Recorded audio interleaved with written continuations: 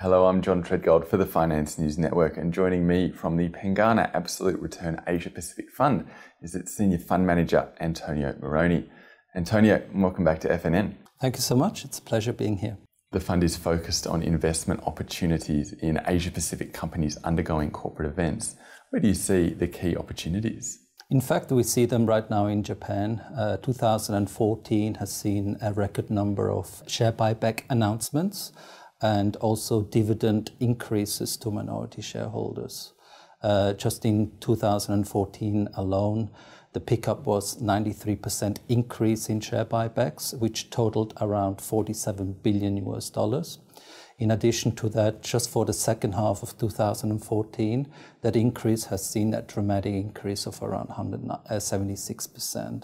So a significant pickup in share buybacks activity. Are you seeing any structural changes in Asia that are creating investment opportunities for the fund? If I switch over to China, the opening up of the capital market right now is a big theme. As you may know, there's the northbound and southbound direct market access. What that means that northbound investors, for the first time ever, can buy A-share listed companies. Likewise, southbound investment means mainland Chinese can buy H-share listed companies. And also, in addition to that, H-share listed companies some of them trade at a significant discount to its A-share listing, therefore creating an opportunity for us to capture. How has the fund performed over the past 3 to 12 months? And what were some of the best performing trades for the last quarter? The fund has returned over the last 3 months just shy of 3%, i.e. 2.5%. And since calendar year 2014, the fund is up nearly 6%. And we are hopeful to get to our 10% target by financial year 2015.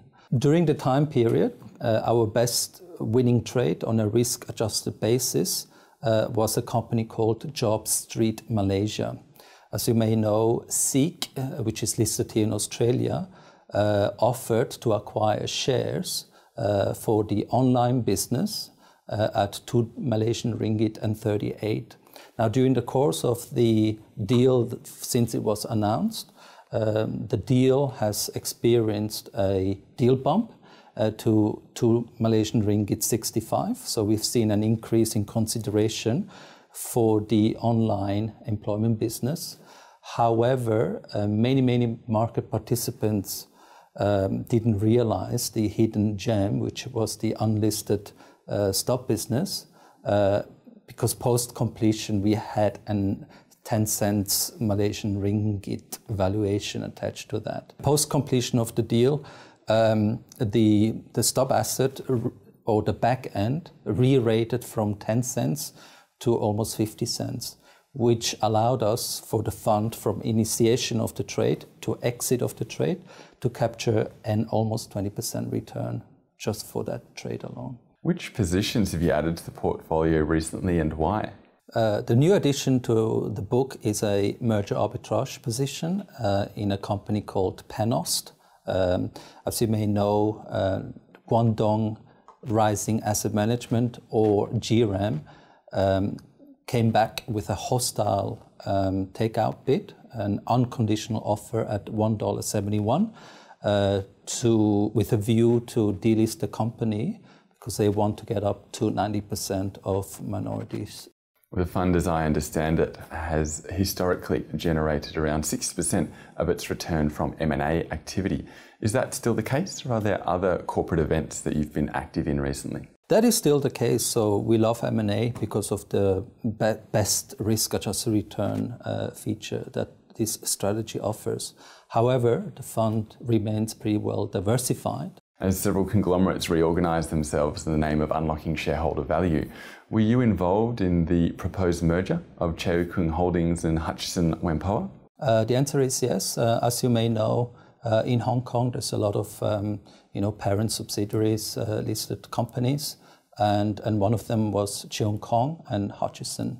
Cheung Kong previously held a 49.97% stake in Hutchison, therefore creating an holding discount. And that discount averaged around 25 to 30% historically.